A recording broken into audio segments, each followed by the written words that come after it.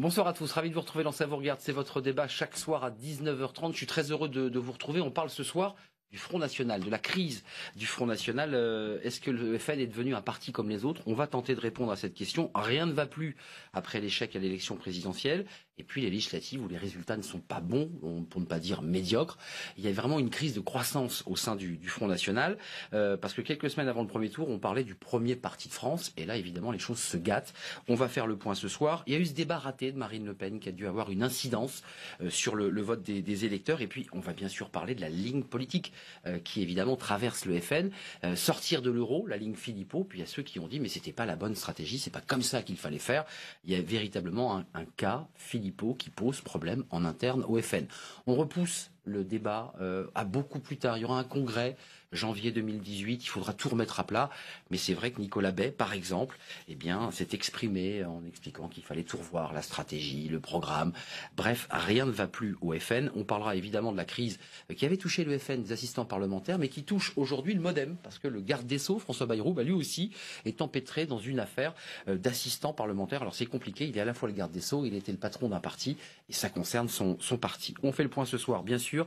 LCP.fr, le JDD, il y a près de 2000 votants, et vous verrez la question qui a été posée aux internautes du JDD, puis notre page Facebook, évidemment, ne l'oubliez pas, vous pouvez vous exprimer librement. Karl Lang, bonsoir. Bonsoir. Vous êtes un ancien du Front National, pas n'importe qui, puisque vous l'avez dirigé de 78 à 2008, c'est bien ça?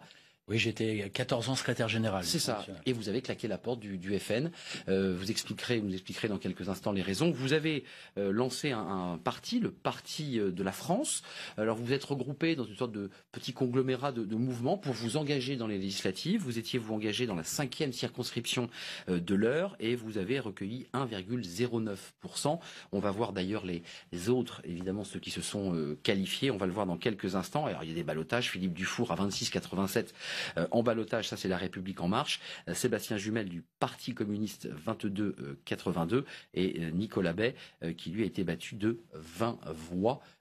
Ça, je pense que c'est la 6e circonscription, évidemment, de l'Eure. Et moi, je souhaitais la 5e. Mais tout va bien se passer. On va la retrouver dans notre petite fiche. En tout cas, merci d'être avec nous. Je voulais quand même préciser que votre présence sur ce plateau était le fruit, parce qu'il faut le dire aux téléspectateurs, de l'absence au dernier moment de Nicolas Bay. Et pourquoi? Parce que Marine Le Pen ne l'a pas autorisé à venir débattre sur ce plateau de ce sujet, de la crise interne. Donc Marine Le Pen a verrouillé ce soir sa communication, interdisant à tous ses cadres de s'exprimer. C'est dire que la tension est forte au FN. Marie Labatte, bonsoir. Bonsoir. Vous êtes journaliste sur la chaîne parlementaire, on vous connaît, on connaît votre visage, et vous êtes aussi l'auteur d'un livre remarqué, coécrit avec Astrid de Vilaine, Philippot Ier, le nouveau visage du Front National. Il est sorti chez Plon il y a quelques semaines. Livre très documenté, vous avez rencontré évidemment un nombre d'interlocuteurs impressionnants et vous nous dévoilez la stratégie, la personnalité de Florian Philippot. On va en parler avec vous dans quelques instants. Merci d'être là. Jérôme Fourquet, bonsoir. Bonsoir. Vous êtes directeur du département opinion publique à l'IFOP et puis on sait que vous publiez aussi beaucoup à la Fondation Jean Jaurès. Et vous avez un livre, il est sorti là au printemps, il y a quelques semaines, lui aussi, Nouvelle question Corse, nationalisme, clanisme, immigration, aux éditions de l'Aube, voilà, à découvrir quand on s'intéresse de près à la Corse. François Dorcival, bonsoir. Bonsoir. Éditorialiste à Valeurs Actuelles. Alors, c'est très intéressant parce que il y a des premiers partout, hein. Il y a Philippot Ier d'un côté, et puis il y a Macron Ier. Valeurs Actuelles, voilà. Ça, c'est la couve de la semaine dernière. On n'a pas vraiment réussi notre coup ce soir, mais on va réussir à avoir les bons bancs titres. Voilà, mais tout va bien. En tout cas, je vais vous la montrer, puisqu'après tout, ce soir, les boutons sont un peu coincés. Voilà, c'est Macron Ier, pour vous montrer que c'est Valeurs Actuelles qui sort. Macron Ier, évidemment, c'est Napoléon, on le compare, jupitérien, enfin bref. On découvre, évidemment. Et puis, vous avez 2 livres très intéressants, parce que vous vous intéressez beaucoup à un palais. C'est pas le Palais Bourbon, c'est l'Élysée. Ce palais que vous aimez, l'histoire de l'Élysée, c'est chez Perrin en 2017, et puis l'Élysée, alors c'est encore plus historique, plus précis, l'Élysée sous l'occupation, sorti chez Perrin aussi en mars 2007. Voilà, je suis totalement complet. Regardez, parce que évidemment, le petit dessin de Plantu n'a pas manqué d'épingler le garde des Sceaux. Regardez ce dessin, toujours très juste, en quelques traits. Voilà, c'est un garde des Sceaux qui tient la balance de la justice, mais en même temps, évidemment, tiraillé et emberlificoté dans un fil avec Emmanuel Macron, qui, on voit bien, aimerait bien sortir de ce lien. Écoutez, regardez le garde des Sceaux sur RTL ce matin, la manière dont il se justifie, dont il explique que tout ça est légal, que tout se passe bien. Regardez. Il y a eu des mi-temps, des collaborateurs qui étaient à mi-temps ou à tiers de temps ou à 60% de leur temps, à temps partiel, travaillant, assistant avec des parlementaires européens et qui, pour l'autre mi-temps, avaient des responsabilités à l'intérieur de notre organisation. Ils étaient payés à 3/4 de temps, enfin en fonction de leur travail. En fonction de leur travail, et par le MoDem, et par le Parlement européen. Absolument. Et chaque fois que le temps devenait important, ils étaient pris en charge à 100%. Et qu'est-ce qu'il y a de plus légal et de plus normal et de plus moral que d'avoir comme ça mi-temps pour un élu et mi-temps pour un mouvement? Qu'est-ce qu'il y a de plus normal que ça? Il se bat, hein, le garde des Sceaux. Karl Lang, une réaction, puis évidemment les journalistes, experts, politologues. Comment vous regardez cette affaire? Parce qu'on parlera bien sûr des assistants parlementaires au FN. Alors il s'est passé un changement dans le statut des députés au Parlement européen qui est très important et un changement dans le statut des assistants parlementaires. Donc manifestement un certain nombre de partis politiques n'ont pas intégré ces changements. Or depuis 2009 en tout cas, avec la mise en place du statut des députés européens, avant 2009 il faut savoir que les parlementaires étaient des députés français au Parlement européen. Vous avez été député européen. J'ai été député européen, donc nous étions alignés sur le système national. Bon. Et depuis 2009 il y a un statut. Tous les députés européens, quelle que soit leur nationalité, ont le même statut. Par ailleurs les assistants parlementaires ont vu modifier leur statut avec un certain nombre de contraintes tout à fait nouvelles. Et donc j'ai le sentiment que M. Bayrou a continué à fonctionner depuis 2009 comme avant 2009, sans se rendre compte qu'il fallait s'adapter aux nouvelles contraintes administratives. Donc on ne pouvait pas faire travailler un collaborateur parlementaire pour le parti, notamment le MoDem. Ce qui a été le cas du Front National aussi. En tout cas, il y a deux types de collaborateurs. Vous avez les assistants accrédités qui doivent être basés à Bruxelles, qui n'ont pas le droit de travailler en dehors, qui doivent être domiciliés en Belgique. Et puis vous avez les assistants locaux qui peuvent travailler dans la circonscription. Donc il y a une certaine souplesse relativement aux assistants locaux, mais il n'y a pas du tout de souplesse relativement aux assistants accrédités. Donc je pense qu'ils ont un petit peu mélangé les genres. Jérôme Fourquet, sur la situation politique, bien sûr qu'on va s'intéresser ce soir précisément au Front National, mais c'est quand même très compliqué là, ce que traverse François Bayrou, parce qu'il est le garde des Sceaux, il présente une loi de moralisation politique, de la vie publique, et en même temps, c'est vrai qu'on feuilletonne beaucoup sur cette affaire. Oui, tout à fait. Alors maintenant, si on regarde à très brève échéance, je ne suis pas convaincu qu'il y ait un impact à attendre dans les 72 prochaines heures ou 3-4 prochains jours sur les résultats des législatives. En tout cas, le deuxième tour, je pense que la salve est partie, le MoDem aura un groupe qu'il n'a jamais eu, plusieurs dizaines de députés.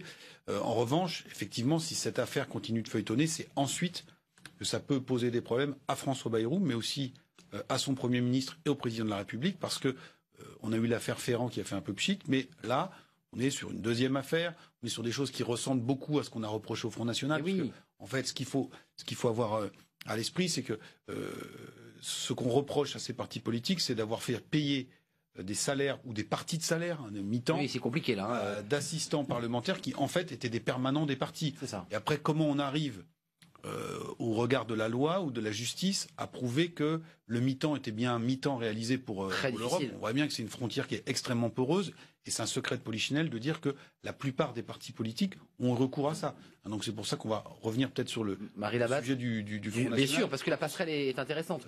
D'un mot, et François Lortival. Il y a un petit air de vengeance pour le Front National, parce que celle qui a remis la liste de ces présumés fautifs, c'est Sophie Montel, qui est quand même Front National, candidate dans une circonscription du Doubs. Et très proche de Florian Philippot. Et très proche de Florian Philippot. C'est ça, cette liste pour dire, il n'y a pas que nous, et on en voit la patate chaude. François Lortival, vous aviez remarqué que pour les lecteurs du Front National, cette histoire, c'était épatant. Pourquoi c'était épatant? Parce qu'on faisait payer par l'Europe, cette Europe détestée, les attachés parlementaires, et que c'était donc très bien. Donc ça n'a eu aucune influence sur leur comportement. En revanche, quand c'est François Bayrou, le MoDem, qui est le parti le plus européen que l'on puisse avoir, c'est évidemment un peu plus gênant. C'est un peu plus gênant. Or, sa défense, vous l'avez cité tout à l'heure, mais il faut quand même rappeler les 3 adjectifs qu'il a employés ce matin même. Je n'ai pas de bœuf sur la langue, moi ça j'ai retenu ça. Je n'ai pas de bœuf sur la langue. Important. Mais 1, c'est légal, 2, c'est moral, 3, c'est normal. Et donc, à partir de là, vous vous dites, mais nous sommes dans un monde complètement nouveau. Complètement nouveau. Les pratiques anciennes sont toutes effacées, en effet. Alors qu'il porte, faut-il le rappeler, une loi de moralisation de la vie publique. La loi de moralisation qu'il présentait aujourd'hui même en Conseil des ministres. Juste, nous sommes un peu dans l'ironie dans tout ça. Personne ne le sait parce qu'on lit dans les colonnes des quotidiens du soir que Emmanuel Macron a pris une grande distance avec les journalistes, donc on sait de moins en moins de choses. Mais est-ce qu'on peut imaginer Emmanuel Macron un peu embarrassé politiquement et de se dire comment je vais faire pour continuer à vivre comme ça en couple avec Bayrou? Non, Karl Lang, vous avez... Pour le moment, je ne crois pas. C'est-à-dire, pour le moment, vous avez un effet d'enthousiasme généralisé, d'euphorie générale. La vague. Et donc, quelles que soient les petites affaires de ce genre, plus ou moins importantes, ça ne changera rien au résultat du scrutin. C'est ensuite, et quand la justice éventuellement va rentrer dans le vif du sujet, et que les choses peuvent peut-être se compliquer, me semble-t-il. Donc, une mise en examen serait fatale. On verra, mais c'est pas demain matin, ça. Il y a une jurisprudence. Le Premier ministre a rappelé tout ministre qui est mis en examen, a fortiori celui qui porte la loi de moralisation politique et qui s'appelle le garde des Sceaux. Ça ferait très très mauvais genre, effectivement, mais on n'en est pas encore là. Ça ferait tâche. Regardez. Je rappelle que Marine Le Pen n'est pas mise en examen dans cette affaire.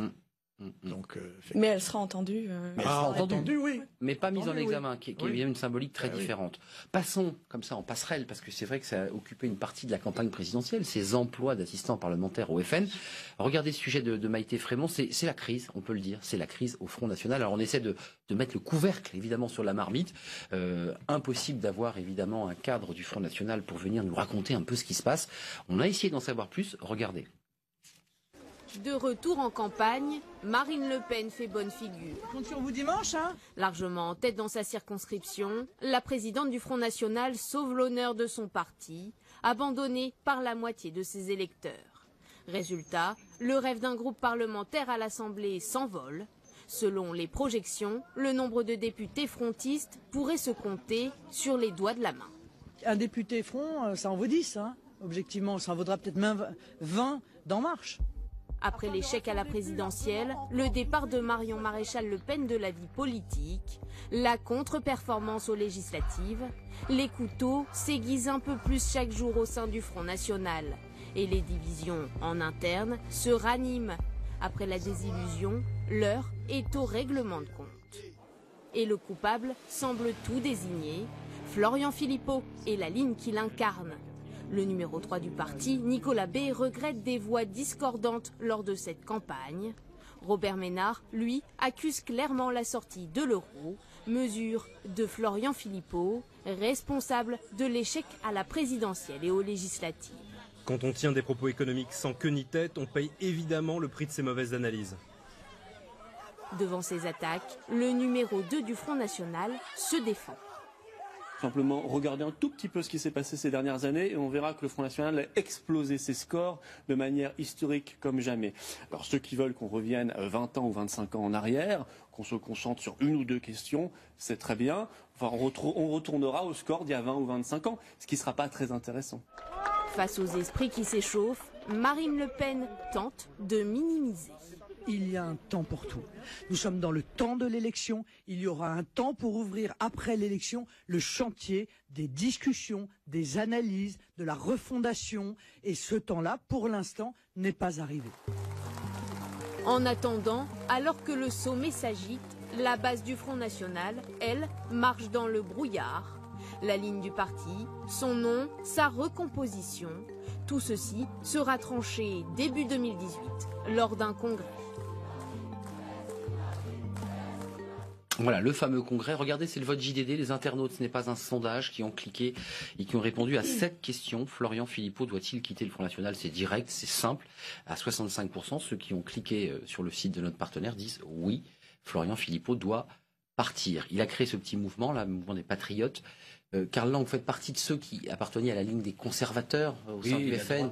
La droite nationale. Vous dites ce soir, vous qui êtes à l'extérieur, donc qui n'avez pas la langue de bois, même si je crois que certains de vos candidats vont reporter et appeler à voter pour le Front National. Oui, au deuxième tour, nous allons faire battre la gauche en général. Vous dites quoi? Il doit partir ce soir, Florian Philippot? Ou si vous étiez encore dans la marmite FN, vous diriez il doit partir? La vérité, c'est que Florian Philippot n'est pas responsable de cette ligne-là. Alors je sais que les contestataires vont expliquer que tout est de la faute de Florian Philippot. Je ne suis pas l'avocat de Florian Philippot, puisque je ne partage pas ses convictions, ni ses analyses, ni sa ligne politique. Mais la vérité, c'est la ligne de Madame Le Pen. Marine Le Pen porte les mêmes idées que Florian Philippot. Ça, c'est la réalité. Et c'est d'ailleurs la raison pour laquelle Florian Philippot a rejoint le Front National de Marine Le Pen. Donc sur la question de l'euro, sur la question du positionnement économique très à gauche, sur sa ligne... Question sociétale sur lesquelles... Sur la question sociétale, sur sa doctrine économique... Elle a fait du nationalisme de gauche. La vérité, la ligne Philippot, c'est la ligne Marine Le Pen, n'est-ce pas? Donc ceux qui s'engagent dans un combat interne contre Philippot font preuve d'une certaine hypocrisie. Ils ont peur de toucher et de critiquer directement Marine Le Pen. Oui, ou en tout cas, la vraie responsable, c'est effectivement Marine Le Pen. Ce sont les convictions de Marine Le Pen et pas les convictions de Florent Philippot. Jérôme Fourquet, vous en pensez quoi de cette question de Philippot? Est-ce qu'il est le centre de gravité de la crise, ou comme le dit Karl Lang, non, c'est autre chose, c'est d'abord Marine Le Pen? Je suis assez d'accord avec ce qui vient d'être dit, et on se reporte à ce qui s'est déjà passé après les régionales. Les régionales, il y avait une possibilité de victoire dans 2 régions très symboliques, les Hauts-de-France avec Marine Le Pen, PACA avec Marion Maréchal Le Pen, et avec les retraits des listes de gauche, le Front National a été victime d'un tir de barrage et n'a pas remporté ces 2 régions. Il y a eu des remous assez importants au Front National, et on a déjà eu à l'époque une session de remise à plat des choses avec un fameux séminaire qui s'est tenu en région parisienne, où apparemment, moi je n'y étais pas, mais les mots ont volé quand même, et Marine Le Pen a dit en substance, voilà, ceux qui... À Sénart, c'est ça, hein, si voilà, j'ai bien lu... Étiole, c'est ça. Ceux qui contestent Florian Philippot me contestent moi. Donc ça a ramené tout le monde à la réalité. Et donc c'est ça le fond de l'affaire. Marion Maréchal Le Pen, hein, qui est une fine politique, a compris ça très rapidement. Et si elle a pris ses distances, c'est bien évidemment sans doute en raison de sa situation de jeune maman, ce qu'elle a expliqué. Donc ça, c'est sans doute en partie vrai, mais c'est aussi parce qu'elle sentait que l'affrontement allait venir en interne et que les opposants allaient aller chercher une légitimité de Le Pen pour contre-attaquer contre sa tante. Hein. Donc c'est ça qui se noue derrière. Donc Florian Philippot, quelque part, il est un petit peu le punching ball, hein, de tous ceux qui n'osent pas défier Marine Le Pen, parce que dans le parti Front National, on ne peut pas défier un Le Pen quand il est à la tête. Et oui, c'est Le Pen. Oui et non, Philippot Ier, c'est quand même, vous racontez des choses, sa personnalité, sa pugnacité à faire avancer ses idées quand même. Et cette idée directrice, c'est vraiment cette obsession qu'il nourrit pour la sortie de la France de la zone euro. Ça l'habite. C'est évidemment une idée que défend Marine Le Pen, mais peut-être pas aussi assidûment. Et c'est ça qui a posé un gros problème au séminaire d'Étiole dont parlait Jérôme Fourquet à l'instant.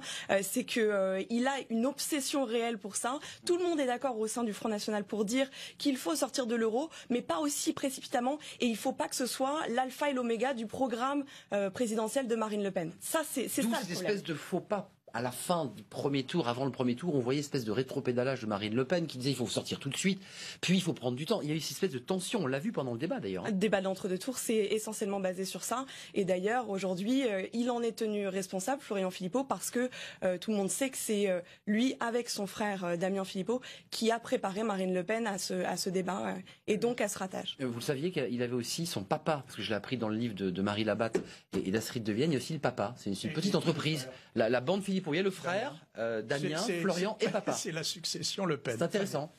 Mais est-ce que nous aurions le même débat, exactement le même débat, dimanche soir, si Marine Le Pen était battue ou si elle est élue? Ça n'est pas la même situation. C'est la raison pour laquelle c'est l'explication, me paraît, centrale de ce que nous vivons en ce moment. Pourquoi vous n'avez pas l'invité que vous souhaitiez ce soir? Pourquoi n'a-t-il pas l'autorisation de Marine Le Pen de parler? Pour une raison simple. Elle ne veut pas de vague avant le scrutin.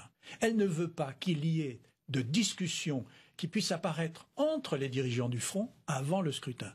En effet, elle joue son propre avenir d'une certaine manière sur ce scrutin. Elle ne peut pas accumuler un échec au second tour de la présidentielle, même avec la répétition perpétuelle, nous avons fait 11 millions de voix, nous avons fait 11 millions de voix. Nous ne sommes pas représentés à l'Assemblée. Si elle n'est pas aujourd'hui représentée et élue à l'Assemblée, enfin, car jamais elle n'a été élue au scrutin majoritaire. Je ne suis pas sûr que ça change quelque chose, mais parce que malgré ça, tout... ça changera quelque chose dans l'ambiance. Je ne dis pas que ça change quelque chose pour le rôle, mais dans l'ambiance, oui. Probablement. Après, c'est vrai que l'électorat Front National a quand même été très fortement démobilisé très ébranlé. Il a été ébranlé, non pas sur les allers et retours, sur le franc, etc., mais sur un sentiment. Le sentiment, il est très simple. Au fond, il disait, les lecteurs du Front National, on a essayé la droite, ils ont échoué, on a essayé la gauche, ils ont échoué, on va les essayer eux. C'est ce qui se dessinait. Et que constate-t-il ce soir-là? Qu'elle n'est pas compétente. C'est tout. Il ne considère pas qu'il faut sortir de ceci ou cela. Elle n'est pas compétente pour répondre aux objections d'Emmanuel Macron. Karl Lang, elle n'est pas compétente. On a entendu votre point de vue. Vous dites Florian Philippot, c'est pas un punching ball, c'est Marine Le Pen qui porte. Mais on voit quand même à travers un certain nombre de travaux, votre livre, Marie Labatte, et des articles, il a une très grande influence sur elle. Il est extrêmement présent, il occupe beaucoup d'espace, il échange beaucoup avec elle. Oui, mais il l'a perturbée. Vous avez le sentiment qu'après tout, ce débat d'entre-deux tours, si elle n'a pas été compétente, c'est parce qu'elle n'était pas au clair et qu'il l'a poussée sur un chemin qui n'était pas le bon. Écoutez, moi je crois que Florian Philippot est extrêmement utile à Marine Le Pen, parce qu'il lui apporte une technicité, il lui apporte des fiches, il lui apporte des argumentaires. Ça, c'est le côté énarque. Une réflexion. Ouais. Il lui apporte tout un aspect qu'elle ne maîtrise pas et qui ne l'intéresse pas.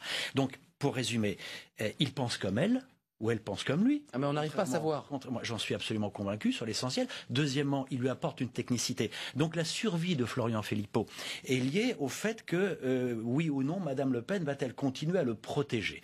Par ailleurs, en effet, il y a eu un découragement considérable dans l'électorat Front National. Vous savez, le Front National s'est construit dans les années 80 autour de la personnalité de Jean-Marie Le Pen sur des valeurs de la droite nationale. Donc il y a deux problèmes majeurs qui se posent. Aujourd'hui, un problème de ligne politique entre le courant qui était encore porté peut-être par Marion Maréchal Le Pen, c'est-à-dire le courant de la droite nationale et conservatrice, le courant traditionnel catholique. Du Front. On dit qu'il n'aime pas les catholiques, Florian Philippot, ça l'agace. Et puis l'autre ligne qui est une ligne que je qualifie de nationalisme de gauche ou de souverainisme de gauche, voyez, ou de souverainisme. La ligne de chevènement, peut-être pour ranger la ligne de chevènement qui est portée à la fois par Marine Le Pen et par Monsieur Philippot. Donc il y a un problème de positionnement politique, un problème de ligne politique, mais ce qui est certain, c'est que la personnalité de Marine Le Pen, malgré ses échecs, ne peut pas en interne être contestée.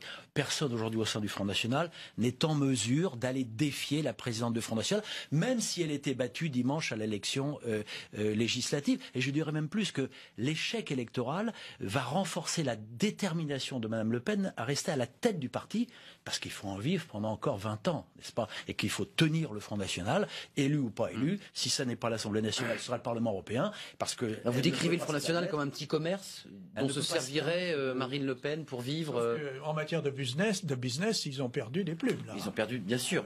Jérôme Fourquet, on regardait juste ce chiffre, c'est intéressant pour les Français parce qu'il y a toujours un débat électoral sur les chiffres et les résultats. Les chiffres réalisés aux législatives au premier tour, regardez, voilà, 13,2. Et le rappel de 2002, c'est 13,6. Alors c'est un Oui, mais attendez, ça c'est des pourcentages. Bien sûr. Il faut voir ça en nombre de voix. Bien sûr. En nombre de voix en 2012, c'est 3,5 millions. Là, nous sommes à 2,9 Donc, 000. Il y a une décrue. Ou 990. Bon. Et nous sommes à ce niveau-là, c'est-à-dire moins de 3 millions par rapport aux fameux 11 millions. 11 millions. Et aux 7 800 000 du premier tour de la présidentielle. Donc on ne peut plus nous dire la montée du Front National, etc. Là, c'est une décrue du Front National. En termes de voix, juste Jérôme Fourquet, qui parle à qui influence qui? On va en savoir plus avec Marie Labatte, mais j'ai quand même envie de savoir. Ce garçon arrive en 2009, il écoute un discours, il est charmé par cette idée de dédiaboliser le Front National et il se dit je vais rentrer dans ce parti. On a quand même le sentiment qu'elle a subi une très forte influence. Quand on parle à des cadres du FN en off, ils vous disent il est là, il est très présent, il aide. Oui, mais là on est sur de la psychologie, je pense que. Et ça joue. Oui, bien sûr. Et puis c'est pas pour rien, je pense aussi dans la cote qui est la sienne au sein du mouvement, c'est-à-dire quelqu'un qui a placé ses pions, qui joue un peu le rôle de Raspoutine, et donc il y a beaucoup de militants ou de cadres chevronnés qui de jalousie, d'agacement. Voilà, bien évidemment, mais c'est qu'une partie du problème. En quelque part, je suis assez d'accord avec ce qui a été dit. Il a amené un logiciel et il a mis en forme et en mots la pensée un peu instinctive de Marine Le Pen. Alors qui a trouvé l'autre? Donc ils se sont rencontrés. Il y a une rencontre. Donc il y a un intérêt bien compris, c'est-à-dire que c'est la belle mécanique intellectuelle qui s'est mise à son service et elle le protège dans un parti qui ne l'a jamais vraiment adopté. Alors après, est-ce que le parti est mort. Attention, on l'a enterré plein de fois, le Front National. Je vous ai lu. Vous dites qu'il est mort plusieurs fois. Il est mort plusieurs fois, c'est Phoenix. Les Maigretis, 99, il était mort. 2007, Nicolas Sarkozy a tué le Front National. Ils sont à 4% en législative.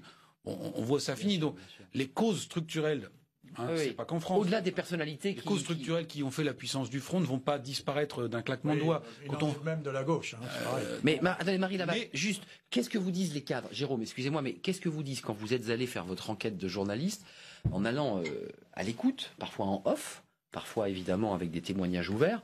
Qu'est-ce qu'ils vous disent de Florian Philippot? Ils mettent en musique ce qu'elle pense. Voilà ce qu'ils nous disent, les cadres du Front National.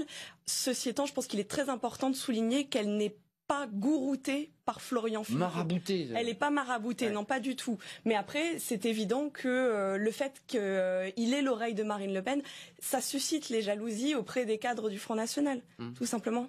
Karl Lang, sa personnalité, vous, comment vous le regardez? Jean-Marie Le Pen et quelques autres, notamment Jean-Marie Le Pen, ont souvent été très très durs à l'égard de Florian Philippot. Écoutez, moi, très sévère. On va parler évidemment de sa vie personnelle. Il a été outé dans le magazine Closer. Vous le racontez dans votre livre. C'est sa personnalité. Écoutez, moi je ne le connais pas. Simplement, j'observe son positionnement politique. Il est encore, c'est assez intéressant parce que, n'est-ce pas, il incarne cette ligne populiste de gauche. Voilà, il incarne cette ligne souverainiste de gauche. Et là, réellement, se pose un problème politique essentiel. Dans l'histoire du Front National, vous vous rappeliez tout à l'heure qu'en effet, il y a eu c'était sinusoïdal. Il y a eu des périodes très basses et nous étions remontés. Mais avec une grande différence, c'est qu'il y avait une cohérence de ligne politique, n'est-ce pas? Il y avait une cohérence de ligne politique. Et deuxième élément, non négligeable, il n'y avait pas eu un discrédit qui avait frappé le chef du Front National. Le débat de l'entre-deux tours a frappé l'opinion d'un discrédit et d'un doute. Vous pensez qu'il a joué un rôle essentiel dans la désaffection des électeurs du FN? Le découragement. Moi, j'ai eu des appels téléphoniques de militants qui sont encore au front, qui m'ont dit « Nous avons eu honte ». Nous avons eu honte de ce débat. Donc, il se pose un problème de ligne, il se pose un problème de crédibilité de la responsable de la présidence. Donc de compétences, comme évoquait François Dorcival.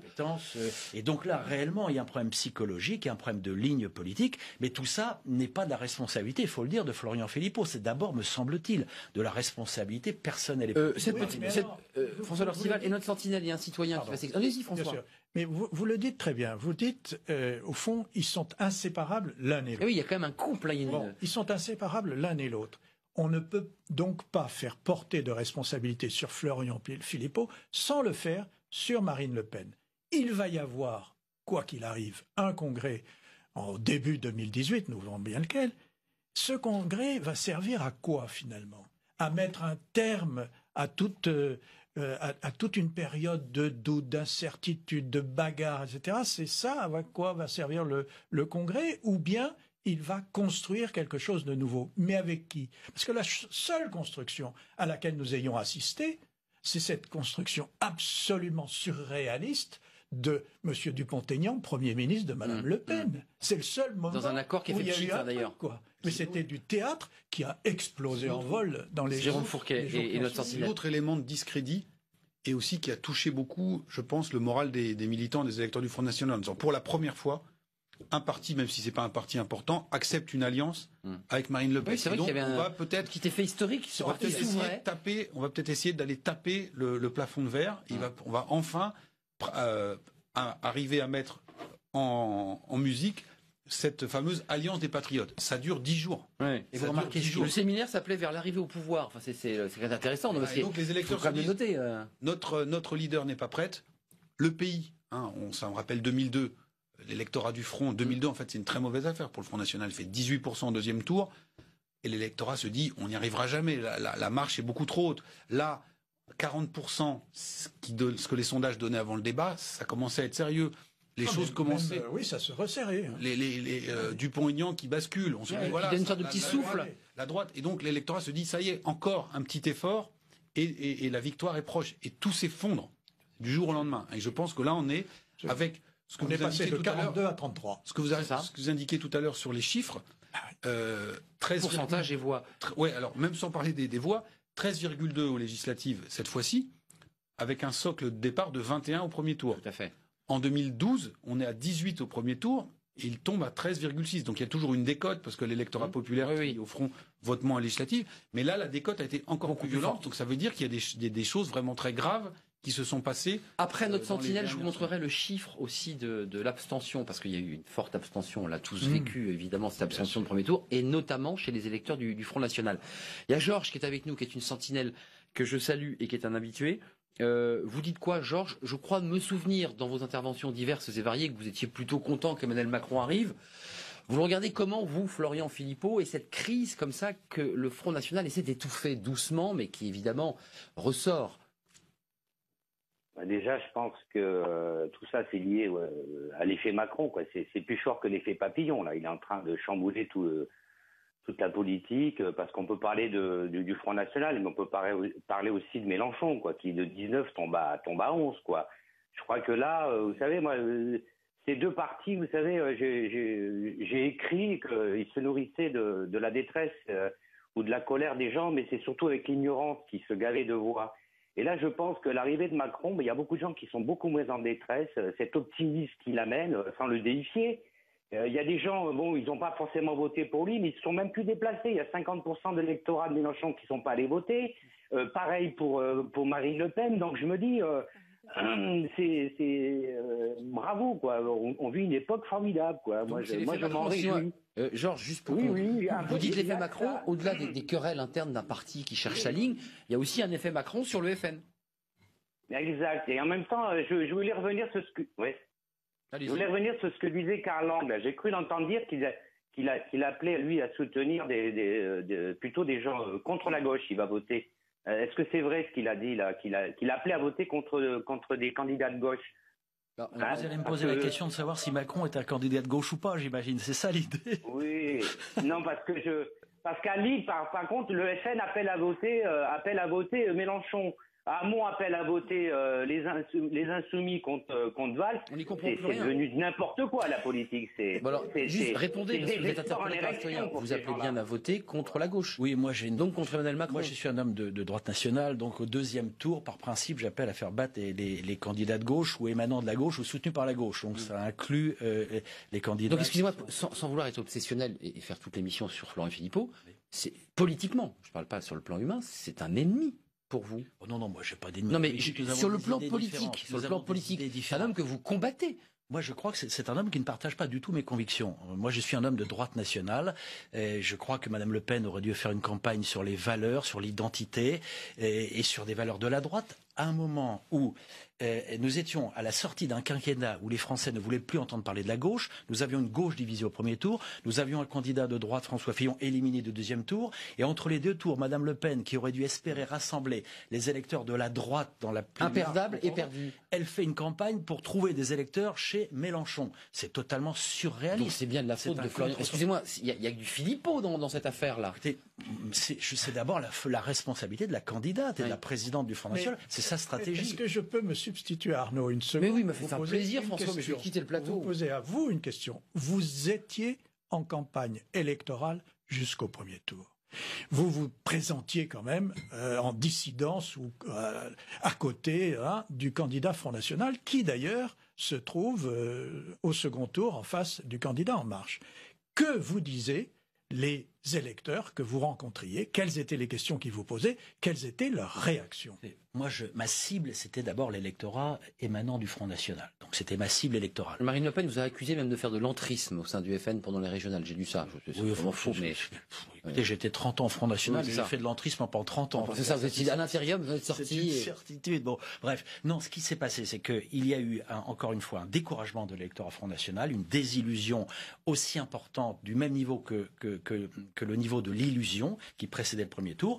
Et donc, moi, j'ai essayé d'offrir aux électeurs de cette droite nationale une perspective en disant vous avez été trompés ou déçus par Marine Le Pen, eh bien, votez pour des candidats de la droite nationale avec le Parti de la France. Le problème, c'est que le découragement a été tel, l'effet de relâchement a été tel que les électeurs du Front... L'effet Macron, Enfin, c'est pas l'effet Macron, c'est l'effet abstention. Parce que le principal effet pour l'électorat Front, c'est l'effet abstention qui a profité à directement l'effet Macron. Mais il a gagné, pourquoi aller voter? J'ai pas besoin d'aller voter, il a gagné. Oui, excusez-moi. C'est l'effet de défaite. De défaite, c'est le chaos. le chaos au deuxième tour. Voilà. Donc soit c'est la contre-performance de Marine Le Pen, soit c'est la victoire de Macron. Mais l'électorat frontiste, pour employer un mot un peu simpliste, a été séché. Séché, c'est ça. Chaos debout. Regardez ce chiffre, c'est l'abstention des électeurs du Front National. C'est une étude IFOP. Voilà, on n'est pas dépaysé. Voilà. 55% des électeurs de Marine Le Pen se sont abstenus lors du premier tour des élections législatives. Et puis, il y a eu ces petites phrases, parce que personne ne veut parler, mais malgré tout, Nicolas Bay, je le redis, dont on déplore l'absence ce soir, j'ai été le premier à regretter que certains aient fait entendre des voix discordantes au sein du parti, au lieu de se consacrer à la campagne, dit Nicolas Bay, notamment Marie Labatte, avec la création de ce mouvement des patriotes. Et c'est vrai qu'au moment où Florian Philippot lance ce mouvement, de l'extérieur, les journalistes se disent mais ça y est, il est en train de partir. Non, mais après, mais le problème c'est les électeurs. Ce qui est intéressant, c'est, la question se pose en tout cas de savoir pourquoi ce timing-là. Et oui, pourquoi là, ce moment-là. Et est-ce que vous avez vous la réponse dans votre enquête? Est-ce que vous êtes dit c'est une manière de se réfugier, de pouvoir avoir une porte de sortie Je pense que justement voilà, c'est ça. Je pense que c'est une espèce de porte de sortie ou au moins c'est l'idée de compter ses soutiens, de savoir qui au sein du Front National pense comme lui, qui considère que la sortie de la France de la zone euro est ce qu'il y a de plus important dans un programme politique économique. Ça c'est important. Karl Lang, écoutez Marine Le Pen. Vous la connaissez, vous êtes sorti du FN, mais écoutez, elle exhorte, c'est à Soissons, eh bien les électeurs, les fameux 55% d'électeurs qui n'y sont pas allés au premier tour, eh bien d'aller voter. Regardez la passion avec laquelle elle exhorte ses électeurs. Je viens leur dire aujourd'hui, à ceux qui se sont abstenus au premier tour, vous devez venir voter au second tour de ces élections législatives. C'est fondamental si vous voulez défendre vos idées, si vous voulez défendre vos valeurs, si vous voulez vous opposer à la politique qu'Emmanuel Macron va mettre en œuvre, qui va être une politique dévastatrice. Alors, on appelle les électeurs à se déplacer au second tour, elle le répète en boucle, mais il y a un débat de fond sur la ligne. J'aimerais juste qu'on y revienne parce que ça a bugué sur la question de l'euro. On en sort dans quel calendrier? Tout le monde est d'accord au FN sur l'euro?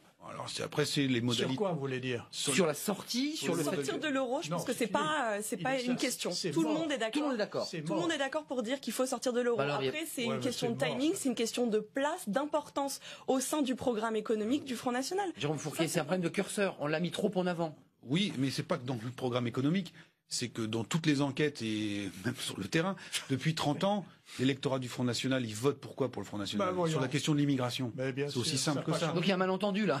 Et donc Florian Philippot peut faire des sorties sur l'immigration, c'est juste une question de dosage et de curseur, pas sur l'économie. C'est-à-dire, on peut parler de la sortie de l'euro et rompre des lances avec Bruxelles, mais ce dont il faut parler quand on est au Front National, le fonds de commerce du FN, de l'immigration, de l'islamisation de la société française, de la menace terroriste, du contrôle des flux migratoires, c'est le cœur nucléaire du vote FN. Et puis ça, la sortie de l'euro, c'est pas un sujet qui est compréhensible, c'est pas quelque chose. On l'a vu pendant le débat. C'est pas facile à comprendre. Il faut le vulgariser si on veut que les Français y adhèrent. Que les militants, voilà. Mais bien sûr. Mais qu'est-ce qu'on a vu? Excusez-moi, il s'est trompé, Florian Philippot. Absolument piégé dans cette histoire. Absolument piégé. Elle était incompréhensible. Parce que c'est très technique, faut-il le préciser. Pour l'auditeur, le fait de ne pas comprendre ce qu'elle voulait dire, c'était se dire, mais attends, effectivement, elle n'est pas en mesure de gouverner avec un programme comme ça. Donc, excusez-moi d'être... Son fondamental, son cœur nucléaire, je suis tellement d'accord avec Jérôme Fourquet, c'est l'immigration. Est-ce qu'elle l'a fait porter là-dessus, la campagne? Non. Elle l'a fait porter sur ce que vous dites, c'est-à-dire aller concurrencer Mélenchon, qui lui-même était extrêmement brillant dans sa campagne, et qui n'a pas réussi pour autant. Il était très brillant. Il y a un passage de ce livre très intéressant, parce qu'il y a une rencontre dans un train entre Mélenchon et Philippot, puis il y a un échange, ça se passe d'ailleurs plutôt pas mal, et vous dites même dans votre livre que, après tout, peut-être que Philippot, comme ça, dans une bulle un peu inconsciente, se dit, après tout, Mélenchon, c'est aussi une option, ça pouvait être, c'est vrai, ça peut être une porte. Option à gauche, Une option à gauche, après tout. Karl Lang, il y a eu un problème de stratégie politique, je dirais même de marketing politique, c'est qu'en mettant trop en avant cette sortie de l'euro, on a déboussolé les lecteurs, et non seulement les lecteurs, mais la présidente du FN qui a été infoutu de donner précisément une explication technique. Oui, mais vous savez, là, il y a une clé de compréhension qui n'est pas politique, qui est psychologique, chez Marine Le Pen.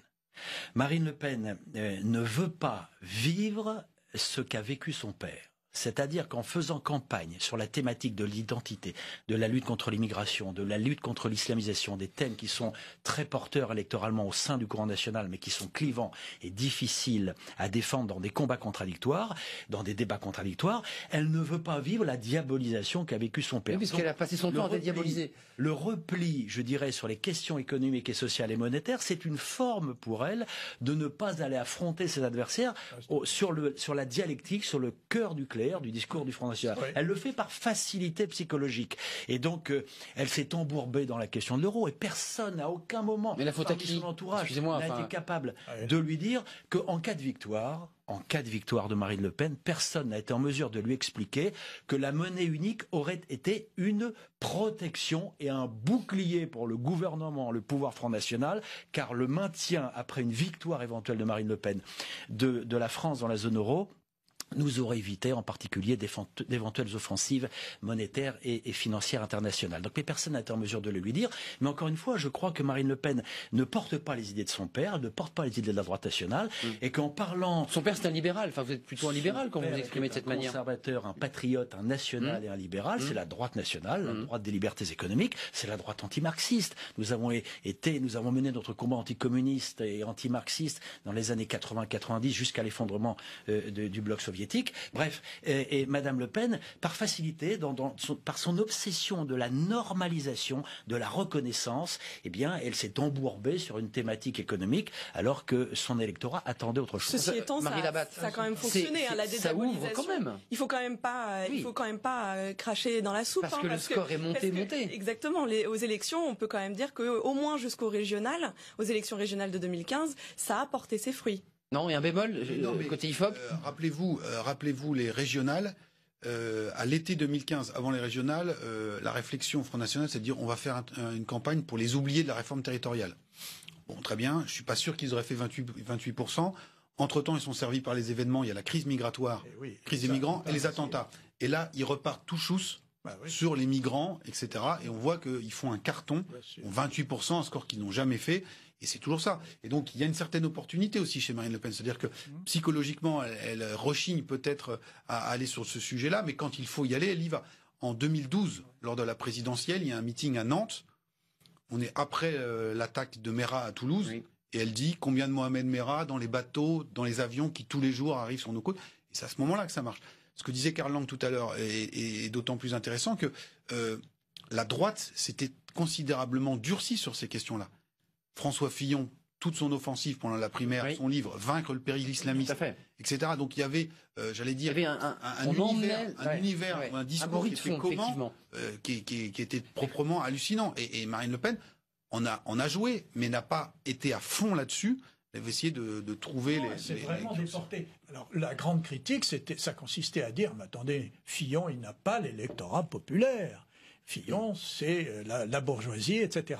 Et les cathos. Et du coup, elle s'est complètement déportée sur l'électorat existant à gauche et à l'extrême gauche. Et ce déport lui a en partie, évidemment, l'a en partie consolidé, ça c'est vrai, parce qu'il y a eu pas mal de transferts de gauche sur le Front National. Mais ça n'a pas suffi avec le débat. Ça fait 21% au premier tour, ce qui n'est pas non plus... Oui, c'est mieux score, c'est ce que lui a reproché d'ailleurs Marion Maréchal Le Pen. Elle qui souhaitait ardemment cette union des droites, elle observe toujours la droite hors les murs, c'est exactement ce qu'elle a fait de ses vœux finalement. Et ce qui s'est passé aussi au régional, c'est-à-dire que comme on avait une campagne décentralisée, Marion Maréchal Le Pen avait voix au chapitre, elle était tête de liste régionale. Et cette ligne-là a été beaucoup plus audible. Vous vous rappelez la visite à Toulon, lors d'un colloque organisé par l'évêché de Toulon, etc., etc. Donc il y a toute cette mécanique qui était juste un petit mot sur zappée. La question religieuse, François Lorcival. Dans votre livre, vous dites, c'est vrai que Florent Philippot, il n'aime pas la droite catholique, il n'aime pas cette ligne, ce courant FN catholique. Marine Le Pen non plus, vous le confirmez, comme dit Jérôme Fourquet, c'est-à-dire qu'ils sont là aussi très en phase sur cette question. Il ne veut il y a une ligne pas catholique. Du tout qu'on touche à la loi de 1905. C'est vital pour lui. Ça vaut pour tout le monde. Oui, mais au-delà, si vous voulez... Karl Lang, on y touche à cette loi de 1905 loi de 1905 ou pas, et chez Madame Le Pen... Elle considère, en fait, elle a des réflexes intellectuels de femme de gauche, de bobo de gauche. La vérité, c'est un petit peu dur de dire ça, mais c'est cela que je crois être la réalité. En fait, c'est une jeune femme qui a été élevée dans un milieu bourgeois, Montretout, etc., qui a fréquenté les cercles parisiens, mais qui n'a pas les convictions, ni les valeurs, ni les principes, ni la culture, ni l'éducation politique de son père. Donc, elle est restée une femme de sa génération. Ou de sa nièce. Et sur ces questions-là, qui sont les questions sociétales, la défense de la famille, le rôle de la famille, ce qu'on appelait la droite catholique, elle y est hostile, elle trouve ça ringard. Elle les a fait fuir d'ailleurs, si j'ai bien compris. Ringard. Elle trouve que c'est archaïque. Donc, comme Florian Philippot, il pense la même chose. Sur la question de l'IVG, sur la question de l'homosexualité. Regardez, quand on parlait des régionales tout à l'heure, quand Marion Maréchal Le Pen dit en substance les musulmans peuvent avoir une place ici, mais seront toujours un peu moins français que les catholiques, où il y a une espèce de droit d'aînesse ou de préséance, ça fait un tabac dans toute une partie de l'électorat de la droite. François Fillon l'a dit avec d'autres mots. Quand on a des sorties à répétition sur les chrétiens d'Orient, ça veut dire quoi? Ça veut dire regardez ce que c'est qu'être chrétien minoritaire dans un pays musulman. C'est ça le sous-titre qui est renvoyé.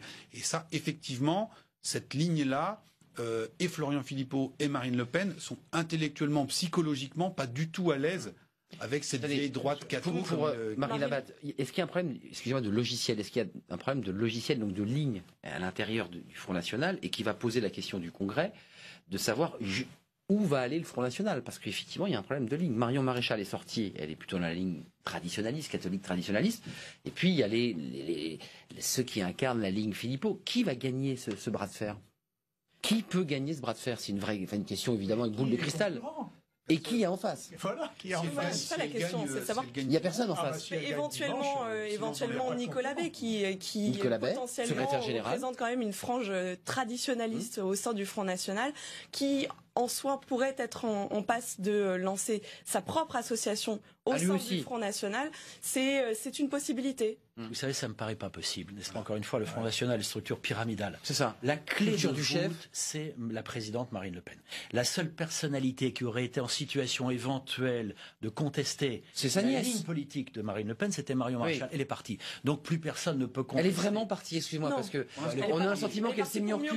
C'est ça. Parce qu'elle savait elle savait, voilà, exactement. C'est pour différer l'affrontement. Pour différer l'affrontement, mais elle l'aura cet affrontement. Et pour ne pas être responsable de l'éventuelle fracture au sein du Front National et de l'éventuelle chute de sa tante. D'où les tensions ce soir pour venir parler sur un plateau de télé, parce que c'est vrai que c'est compliqué de dévoiler. Jérôme Fourquet. C'est mieux que nous, mais Bruno Maigret, 99, la rupture. Il est autrement plus puissant qu'un Nicolas Bay aujourd'hui.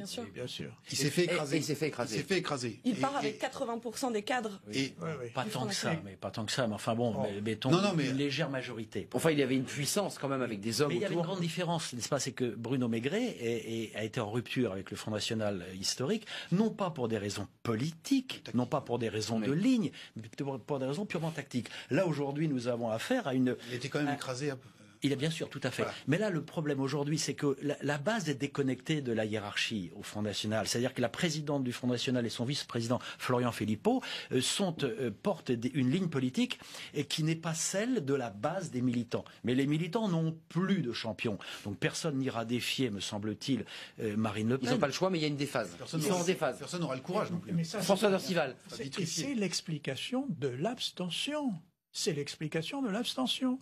Bon, l'électeur du Front National se dit, moi, je n'y vais pas, ou je n'y vais plus. Je ne m'y retrouve pas. Je ne m'y retrouve pas, j'attends, je verrai bien. Et effectivement, vous avez eu cette abstention massive aux élections législatives. Georges, reprenez la parole une dernière fois, puis j'aimerais qu'on parle aussi du FN et de certains articles là, qui sont sortis dans la presse sur ces candidats législatifs, notamment dans le sud de la France. Je pense à Éric Ciotti, dont on dit que s'il veut être élu dimanche, il va avoir besoin du soutien des électeurs du Front National. Et ce qui pose la question de la recomposition, évidemment. Georges, vous voulez intervenir à travers une question. On vous écoute, Georges. Je suis pris de court, mais bon, ça me fait plaisir d'avoir un droit de réponse là. Non, mais j'ai écouté l'analyse de Karl Lang, il me surprend, hein, franchement. La vision qu'il a du Front National actuel, Marine Le Pen, il a une lucidité qui est...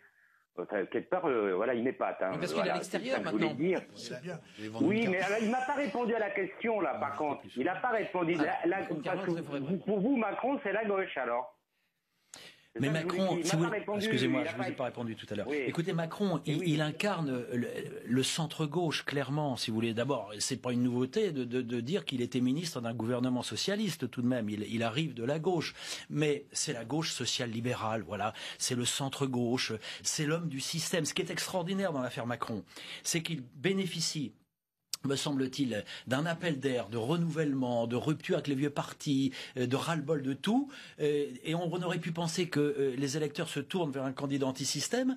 Et Macron apparaît comme un candidat anti-système alors qu'il est absolument emblématique, me semble-t-il, du système dans sa totalité. C'est-à-dire un système social-libéral, soutenu par le centre, soutenu par un certain nombre de groupes de pression, etc. Mais certains électeurs votent pour lui pour dégager des têtes qu'ils ne veulent plus voir. C'est de manière parfaitement claire. C'est ça. L'homme du système. Et sans voter pour le Front National ou pour Mélenchon. Voilà, tout à fait. Donc je considère en effet que Macron est un homme de gauche social-libérale, quoi. C'est pas une... François Lorcival, sur la recomposition à droite, c'est intéressant quand même. Il va se passer des choses. Il y aura les législatives, le Parlement et les députés vont arriver. Puis ensuite, il y aura un débat chez les socialistes, très mal en point, et un débat à droite sur la ligne politique, sur la question de l'euro, sur la question de l'Europe, sur la question de l'identité. Est-ce que vous y voyez des possibilités de passerelle, de recomposition avec une partie de certains élus de droite, ou est-ce que chacun va rester chez soi parce que voilà, chacun est dans... Vous voulez dire que ça va se reconstruire parce qu'il va y avoir un pôle Front National et un pôle à gauche Mélenchon? Pas du tout. Pas du tout. Il est évident que le pôle Front National ne va pas attirer à lui aujourd'hui des cadres, des militants et des élus républicains. Ça n'existe pas. Surtout dans une situation aussi dangereuse que celle dans laquelle ils sont, de désarroi vis-à-vis de l'électeur. Eux aussi ont un effort de travail et de travail sur eux-mêmes considérable. C'est d'abord cela qu'ils doivent entreprendre avant d'aller parler avec Florent Philippot ou Marine Le Pen. Vous en pensez quoi, Jérôme Fourquet? Je suis assez d'accord. Cette recomposition qu'on nous annonce tous les 6 mois. Mais elle est en marche, la recomposition, au plan national. Hein, le phénomène Macron, on va voir ce qu'on ça durera. Mais là, il a pulvérisé tous les anciens, beaucoup de partis de gouvernement. Le Front National, Marine Le Pen aurait fait 40% au deuxième tour. Dupont-Aignan serait resté. On avait une droite qui était en vrac. Et une partie de la droite, là, commençait à dire Dupont-Aignan y est allé. C'est ce qu'on écrivait, hein, c'est ce qu'on entendait. Ça va se passer. Bien sûr. Comme on dit souvent, la force va à la force. Il faut qu'il y ait un aimant suffisamment costaud pour que la limaille... Et là, c'est pas le cas. Là, aujourd'hui, vous n'allez pas, en plus, rejoindre un navire qui prend l'eau de toutes parts. C'est ça, Dupont-Aignan, où en est-il, Dupont-Aignan? Voilà. Le grand en grande difficulté dans l'Essonne. Ça n'empêche pas que dans le sud de la France, 25%. Contre des candidats Macron, ils ont besoin de l'électorat. L'électorat Front va, parce qu'ils savent que sur la question de l'identité de l'Europe... Marie Labatte et Karl Lang, il nous reste quelques minutes. Ceci étant, on peut observer que dès le lendemain du premier tour des élections législatives, une partie des candidats Front National a écrit sur ses affiches « Seul candidat de la droite ». C'est quand même révélateur. Essayant d'occuper cet espace justement à droite. Paradoxalement, Karl Lang, c'est vrai qu'on nous avait annoncé un groupe pléthorique. Il y avait des articles de presse il y a quelques semaines qui disaient mais le groupe Front National du premier tour de la présidentielle. C'est tout à fait ça. On n'en est plus là. Sauf que patatras, on parle de 1 à 5 députés frontistes, peut-être 2, et dont Marine Le Pen qui est bien placée à Hénin-Beaumont. Et puis sur la capacité, si vous voulez, il peut y avoir des alliances avec des élus de droite, avec des députés de droite. L'expérience de Dupont-Aignan va calmer tout le monde. Écoutez, alors je pense que s'il y avait des candidats, des velléités, des républicains pour se dire pourquoi pas suivre l'excellent exemple de Dupont-Aignan.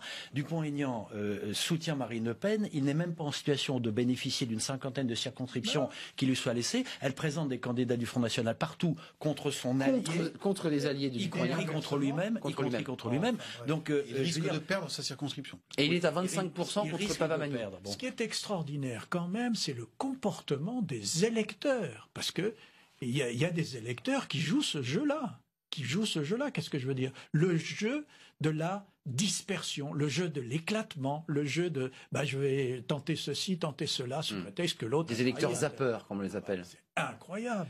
Juste avant de nous quitter, Florian Philippot, vous l'avez évidemment rencontré, vous avez En 3 mots, qu'est-ce qui reste de tout ce travail? Parce que là, il va falloir se projeter. Florian Philippot, on va en parler bientôt.